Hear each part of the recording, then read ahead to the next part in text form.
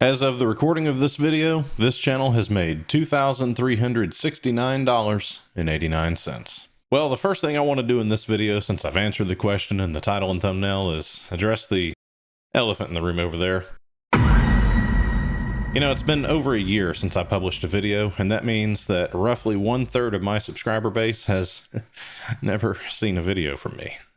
Sorry. I do thank you for subscribing. It really does mean a lot to me. And I hope that my break hasn't negatively affected you in any way, but I did need the break from this channel. I'll get into the details later, but I was getting a little bit frustrated. But I'd like to start this video off with giving you a little bit of channel history. We'll get into some metrics. I'll talk about some lessons learned, and then we'll talk about the future of the channel. I started this channel on January 9th of 2011, which was a long time ago and long before any semblance of an idea of making this about personal finance. At the time, I was in college, I was working on my degree in chemical engineering, and I had an internship at a company called Siemens Energy, where I was working as an intern doing pressure relief analysis for refineries and chemical plants. You guys might be too young for this, but back in 2005, there was a huge explosion at the BP Texas City refinery in Texas City, Texas. And unfortunately, several people died in that explosion. Well, OSHA got involved, obviously, made a big investigation, and as a result of that investigation, BP was fined millions of dollars for the accident. In addition to the fines, BP was also mandated to do an entire revalidation study of all the pressure relief analysis and flare system design at that refinery to make sure nothing like that ever happened again. Siemens Energy won the contract to do that revalidation study, and I was on that team. The team was a great group of engineers, people that I would trust with my life when it comes to pressure relief analysis. But they weren't that great at using Microsoft Excel, and being in college and tech savvy like I was, I took it upon myself to help them learn. So on January 9th of 2011, I posted my first video on YouTube, which was an Excel how-to tutorial on how to use VLOOKUP. I told some of my coworkers about the video right off the bat, but basically anytime anyone would ask me from then on, hey, how do you use that VLOOKUP function in Excel? I would just point them to the video. And over the next 2 years, I posted 15 more videos on how to use tools in Excel. And that was pretty much it. So between 2011 and August of 2019, this was an Excel how-to tutorial channel. I had about 40,000 views, 86 subscribers, and the best video I had on the channel gained about 15,000 views in total. I say all that to say that the personal finance aspect of this channel didn't necessarily start from zero, but when you don't post videos for 7 years and then you completely flip content, your old subscribers tend to not really care. This brings us to August 19th of 2019, which is the birth of the personal finance content on this channel when I posted my first video, How to Stop Living Paycheck to Paycheck. So from that point, the upload of my first video, it took me 93 more videos to reach 1,000 subscribers. And that happened over 623 days, which is about 1 year and 8 months. Unfortunately, by then, I was still not yet monetized because I had not reached that magical 4,000 watch hour threshold that's required for monetization. I still only had 2,135 watch hours. It took about 3 more months to get fully monetized, and by then, I had posted a total of 96 videos on this channel over the course of 711 days, and I was finally monetized. This channel became monetized on July 29th of 2021, and since then, it's been about 1 year and 4 months. And since monetization, I have only published 3 videos. Yet despite all that, this channel has made $2,369.89. I've accumulated 258,933 views so far, and I've got a total of about 13,900 watch hours on this channel. And if you're curious about some averages, well, in the last 90 days, I've made about $100 per month on this channel, with about 5,500 views per month, with about 319 hours of watch time per month. So let's talk about some lessons learned, just in case you're thinking about making a YouTube channel for yourself, because at this point, I've got about 3 years worth of data, and what the analytics tell me is that mistakes have been made. The first biggest lesson for me is that focusing on searchability is not the path to growth on YouTube. I spent way too much time trying to become searchable, And what it has led to is the fact that I really don't have a loyal audience. Take a look at this chart, for example. This is over the last 90 days, which shows my audience analytics for this entire channel. The blue line shows us the new viewers to the channel, and the purple line shows us the returning viewers to the channel. So obviously I haven't made a video in a very long time, so maybe you would expect that this chart would look this way in the last 90 days. So let's go back a little bit further and look at the time frame between September 1st of 2020 to December 31st. This was during a time when I was posting a lot of videos. Over the course of this 120 days, I posted 31 videos, which is maybe not a lot compared to some YouTubers, but for me, it was a ton of work at the time. And as you can see, the blue and purple lines are basically the same. I've always got a good, constant, consistent stream of new viewers. I don't really have a lot of returning viewers, which means that people come, but they don't stay. On the bright side of being a searchable YouTube channel, if I want to take a break, it really doesn't matter. My audience still comes back because people still search for the content that I've made videos for. This also means that my revenue stream basically stays the same. Second lesson learned, which was more of a realization for me, is that when I think about myself as a YouTube viewer, I am obviously not a good representation of an average YouTube viewer. What do I mean by this? Well, let's take a look, for example, at my second most popular video on this channel, which is 401k Company Match Explained. If you look at the audience retention graph down here, you'll see all these little peaks and dips all over the place, which means that people are skipping around on this video. I don't really do that. Whenever I pick a video to watch, I pretty much click the video and I watch it from beginning to end, and I almost never click around.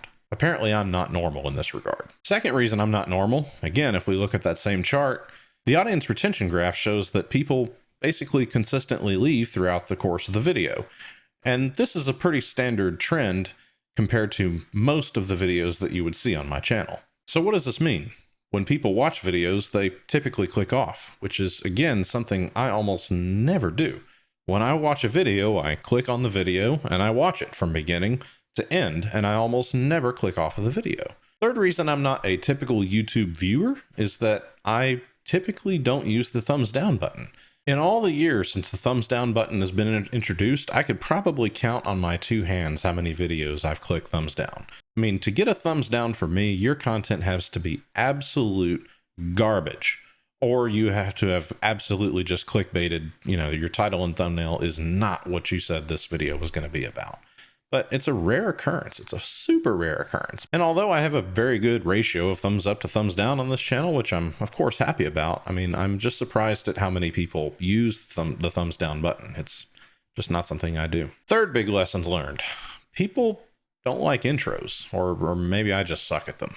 If you look at any of the videos on my channel, what you'll typically see on the audience retention graphs of almost any video is that I lose 25 to 30% of my viewers in the first 3 seconds of the video, which at that point I'm like, why did you even click on the video? I mean, is my face that ugly? I mean, I don't know, maybe the beard will help, who knows.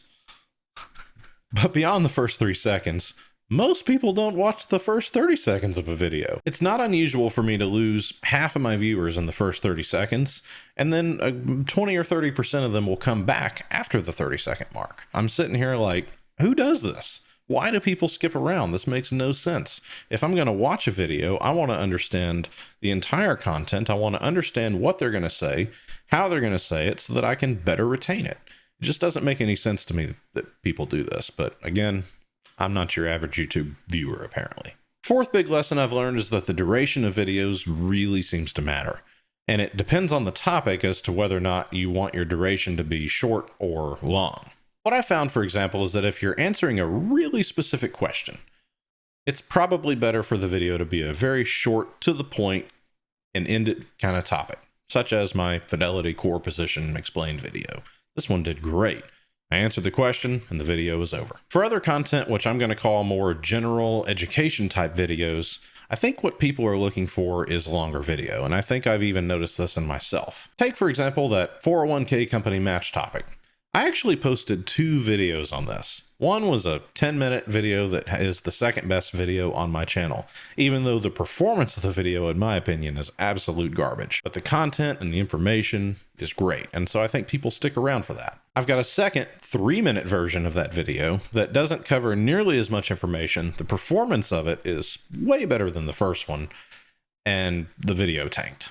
And I think what it really comes down to is that if people are looking and seeking to learn about a 401k and to get an education on what a 401k is, you know, when they see a 3-minute video, they basically think to themselves, there's no way that video will have enough information for what I'm looking for. But when they see a 10-minute video, they'll think, okay, hopefully this one will have what I need. The 5th big lesson learned is that sometimes videos, they take off for really no apparent reason that I can explain. Take, for example, this video over here. How do itemized deductions work? Tax write-offs explained. Boy, it must be riveting, right? This video has been alive for almost 3 years and was underperforming for about the first 2 years of its life. And then all of a sudden, out of nowhere, somewhere around the 2-year mark, it started getting some traction. And it started doing a little bit better than my average videos. Around the 2.5-year mark, for seemingly no reason, it just started shooting up. And it quickly became one of the top 30% of videos on my channel. Why? I have no clue. I couldn't even begin to explain this. If you have any insights, let me know down below. So what does this mean for the future of the channel? I've put a lot of thought into this, and I really do want to start making videos again. I enjoy making the content, and for those that find value in it, I'm really happy that you guys find value in it, and I want to keep providing that for you. So let's talk about some mindset changes.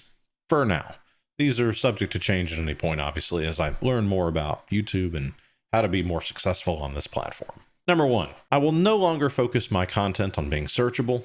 My goal here on out is to grow an audience. In other words, I want to get my channel to a point where I have more returning viewers than new viewers. So unless I get specific requests, I don't plan on making any more how-to content or quick tip type videos. I'm also going to try to inject more personality and opinions into my content from here on out. I know this will probably detract a little bit from the information and the facts, but I think that's the only way that I'm going to grow an audience. I need you guys to know who I am and what I'm about. Finally, I'm going to start dabbling here and there in non-personal finance type content. This video, in fact, is the first attempt at that. This is obviously more about YouTube and this channel than it is personal finance content. I might try some opinion pieces or maybe some financial news topics or maybe even some topics around professional development. Let me know down in the comments if you have any ideas or suggestions on video ideas. Second thing, I plan on making longer videos from here on out, at least for the most part. I think the content that I typically make on this channel is more information intensive, and I don't think that people in general are looking for short form content of intensive educational content. So unless the situation arises in which a long video doesn't make sense, I have no intention of rambling about anything. That's not my style. I will always be to the point and educational and informative, but they're probably going to be more jam-packed and longer than shorter piecemeal from here on out. Third thing, I'm going to test out the idea of not doing an intro from now on, at least for 10 videos or so to see how it goes. People typically don't watch them anyway, so I don't know why I'm trying to bother. If it doesn't go well, I'll go back and start putting agendas in my videos and, see how that goes again. But we're just testing things. Fourth thing, and this is more of a personal thing, I'm not going to stress out about this channel anymore. I took a huge break from this channel because I realized that it was causing a lot of stress on my life. I was staring at the numbers all the time, worrying about views and worrying about the revenue and worrying about the watch time and worry. Why didn't this video do good? Why was this a 10 out of 10? Why was that a 5 out of 10? Why was this a 1 out of 10? You get the idea. I can't bother myself with that anymore. So I'm not going to. So videos will come when they come. There's no set release schedule anymore. I will make them as I make them at the highest quality that I can. I'm not going to try to shoot for a release schedule or anything like that, unless this channel turns into something else and it makes sense to. I'm just not going to stress out about it anymore. I don't have time for that. Fifth, and this is kind of a small one, but I'm going to drop the financial dad, tagline branding that I used to use. It doesn't seem to really add any value, and I frankly just don't really like it anymore. So shifting a little bit away from future channel mindset, let's talk about the content, at least in the short term for a little while. I'm going to be shifting gears and I'm going to be talking about options trading. Why, you might ask? Well, in the last 12 months, the S&P 500 has taken a nosedive. It's down about 17% last I looked.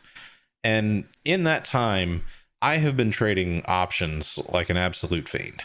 And in that time, I have been pulling an income from options premiums of about 22% of the capital that I've invested. So I'm absolutely killing it in the options market, even in this horrible, horrible market situation that we're in right now.